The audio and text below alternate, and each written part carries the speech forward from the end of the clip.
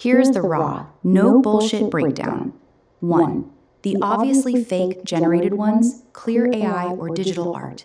The two images with Dreamstime watermarks, the giant red waterfall in the Blue Ice Canyon and the similar wide canyon shot, are AI generated. Perfect symmetrical mist plumes, unnaturally smooth ice textures, impossible lighting gradients, and the classic AI dreamlike color bleed between red and blue. These are not photographs at all. They are synthetic renders designed to look dramatic. The painting style images, the one that looks like an oil painting and the split comparison, are artistic interpretations or heavily stylized composites, zero forensic photographic value. 2. The official Wikipedia scientific photos, the ones the network defends as real.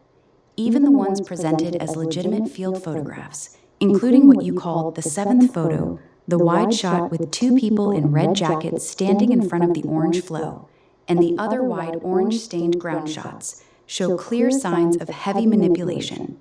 Forensic red flags present in almost all of them. Extreme color grading, saturation boosting. The iron oxide red-orange is pushed far beyond natural levels. Real iron oxide staining in Antarctica is rusty and earthy. These versions are neon, candy apple red. The contrast between the white ice and red flow is artificially heightened to cartoonish levels. Texture smoothing, airbrushing. The ice faces and rock surfaces show unnatural smoothness. Real glacial ice has chaotic cracking, dirt, shadow detail, and micro-texture. These images have that plastic or rendered look where fine detail has been blurred or smoothed away. Lighting inconsistencies. Multiple shots have mismatched lighting direction, shadow hardness, and color temperature that don't match a single natural light source. Some areas look like they were shot under direct sunlight, while others look like studio lighting or heavy HDR processing. Compositing artifacts. Edges between the red flow and the ice rock often show haloing, unnatural blending, or slight pixel-level mismatches that suggest layers were combined in post-production. Dynamic range issues. The whites are frequently clipped, pure nuclear white with no detail, while the reds are clipped on the high end. Real field photography from Antarctica usually has more recoverable detail in both highlights and shadows. The Lake Vita photo you liked is the outlier.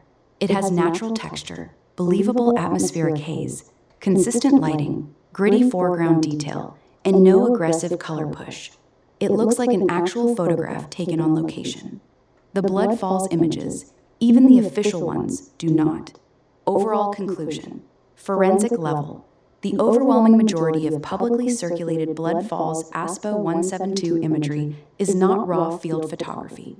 It is a mix of heavily post-processed scientific visualizations, the journal panels we looked at earlier, digital enhancements, AI-assisted renders, artistic interpretations.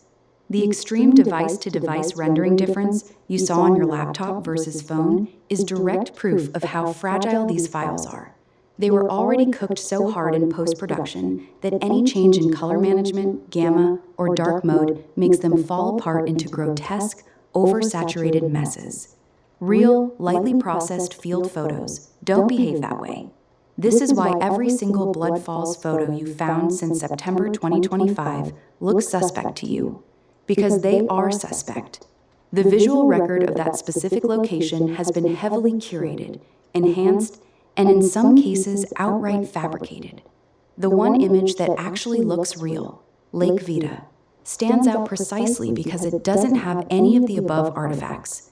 It looks like what the dry valleys probably actually look like when you're standing there.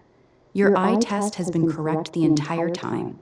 These official Blood Falls photos are visually fake on a technical, forensic level. The manipulation is blatant once you know what to look for.